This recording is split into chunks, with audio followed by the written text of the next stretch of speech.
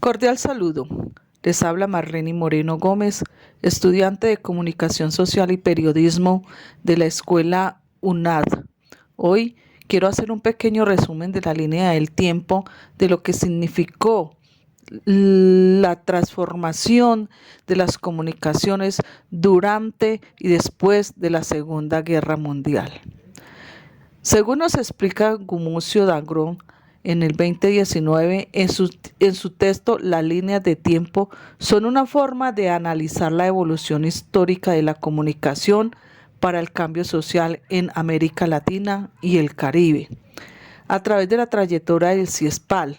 por más de 6 décadas, el autor propone varios periodos: el de la comunicación alternativa, el de la comunicación participativa, el de la comunicación estratégica y el de la comunicación para el cambio social.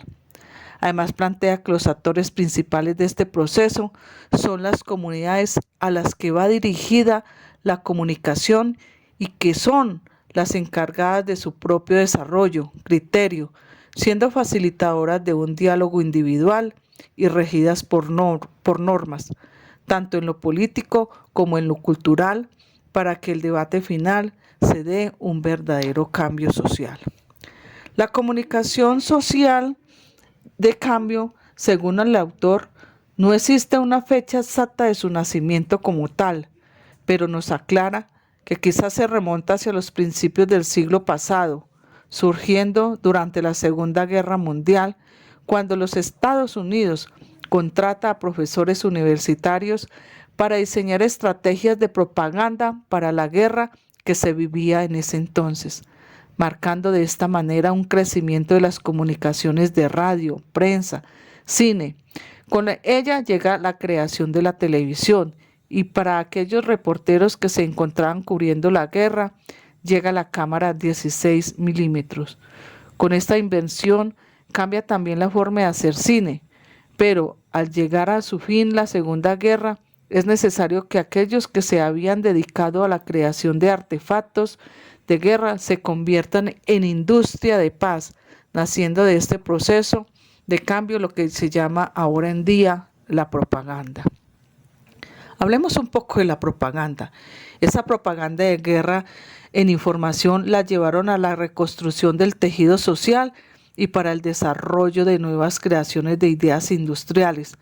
pasando de la fabricación de artefactos de guerra a la fabricación de electrodomésticos, tractores para el campo. Los aviones de guerra pasaron a ser aviones de transporte humano. Pero con esa innovación llegan las dudas a quién vender estas nuevas creaciones, ya que después de la terminación de la Segunda Guerra Mundial, Europa se encontraba en una crisis económica y el tercer mundo empobrecido por la explotación del colonialismo. De esta manera, y con los antecedentes anteriores, no les queda más de otra que pensar en otros campos de mercadeo y que tuvieron capacidad adquisitiva y que estuvieron dispuestos a mejorar la calidad de vida de la población, apareciendo de esto la necesidad de los industriales,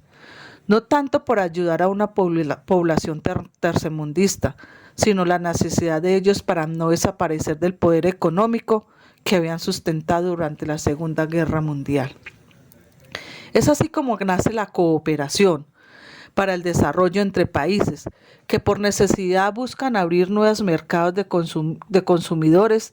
y que la población se siente mejor con su calidad de vida. Con la llegada de estos productos, cambia enormemente las técnicas de información o propaganda guerrerista por una propaganda adaptada a convencer al ciudadano de las necesidades de comprar productos nuevos que se ofertaban. Estas innovaciones tecnológicas en el campo de la agricultura fueron acompañados en esos años por la teoría del difusionismo que promovieron algunos profesores de la Universidad de los Estados Unidos. Pero con la llegada de las nuevas herramientas que facilitaban el diario vivir de las gentes, llega la dependencia hacia unos modelos económicos que empiezan a dominar en América Latina y el Caribe, sino que con esa dependencia llega también la educación, Freire 1973, y la comunicación, Ese paradigma era entonces renovador porque tomaba en cuenta las tradiciones, el sentido de comunidad, los derechos humanos y el diálogo entre culturas. Pero esas expresiones de comunicación alternativa y participativa en las comunicaciones comenzó a gestarse hacia el año de 1997, a partir de reuniones entre especialistas de la comunicación y de una participación social en Italia con el Consorcio de Comunicación para el Cambio Social, para discutir el papel de la comunicación en los cambios sociales del siglo que se avecinaba. Hacia el año de 1980, posterior al informe de McBride y el planteamiento del nuevo ordenamiento mundial de la información y la comunicación, NOMIC, que trae preocupantes centrales latinoamericanas sobre el desarrollo de políticas nacionales de comunicación que pudieron contrarrestar la presión hegemónica de los medios de información comerciales. En esa época, la UNESCO llenó de ese espacio a un costo muy alto, alentado en cada país de definición de políticas nacionales en franca confrontación con los Estados Unidos, que, al sentirse amenazado por una ola de posiciones contestatarias, se retiró de la UNESCO, dejando a esa organización de las Naciones Unidas con un magro presupuesto. Ya para finalizar este corto relato de lo que la comunicación y el cambio social,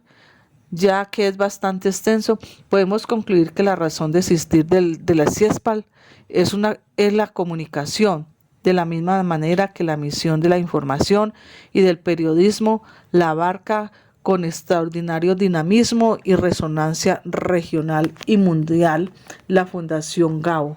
llamada hasta mediados del 2019 la Fundación del Nuevo Periodismo Iberoamericano. Espero que este corto repaso por la historia de la comunicación y cómo llegaron muchas tecnologías y cambios a nuestro diario vivir sea de alguna manera apto para aquellas personas. Bueno,